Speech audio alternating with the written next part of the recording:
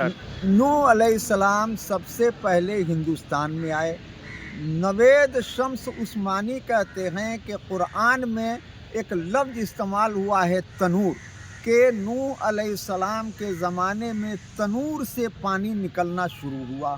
और ये तनूर का इलाका आज भी केरला के इलाके में है। रेलवे टाइम टेबल पर हम जब देखें तो उसमें एक स्टेशन तनूर है।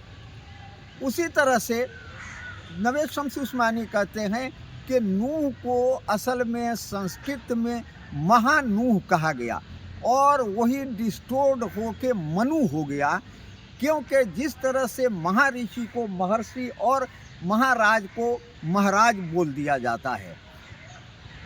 तारीख़ फरिश्ता के राइटर मोहम्मद कासिम फरिश्ता लिखते हैं कि नूह अलैहिस्सलाम के 3 बेटों से नस्ल चली। उन्होंने अपने बड़े बेटे साम को अरब इलाके में आबाद किया, जिनकी नस्ल को सेमेटिक कहा गया। दूसरे बेटे याफस को सेंट्रल एशिया में आबाद किया, जिनकी नस्ल को आर्यन कहा गया। और तीसरे बेटे हाम को सिंध इलाके में आबाद किया, जिनकी नस्लें द्रविड़ हैं।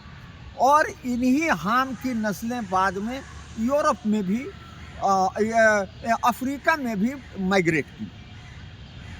जो नूह अलैहिस्सलाम के सामने के ज़माने में अजीम सैलाब आया, ग्रेट फ्लड आया, इसका इब्राहिमिक रिलीजन में तो पहले से जिक्र है ही, जैसे बाइबल में भी है, कुरान में भी है। उसी तरह से हिंदू ग्रंथों में भी उसका जिक्र है। फ़र्क ये है कि हिंदू मज़हब में उनके बाद जो शख्स है उनको मनु कहते हैं, और इस्लाम और क्रिश्चियनिटी में नूह अलैहिस्सलाम के ज़माने में वो फ्लड आया। और जब वो कश्ती रुक गई जूदी पहाड़ पे, तो उसके बाद से फिर आबादी शुरू होती है।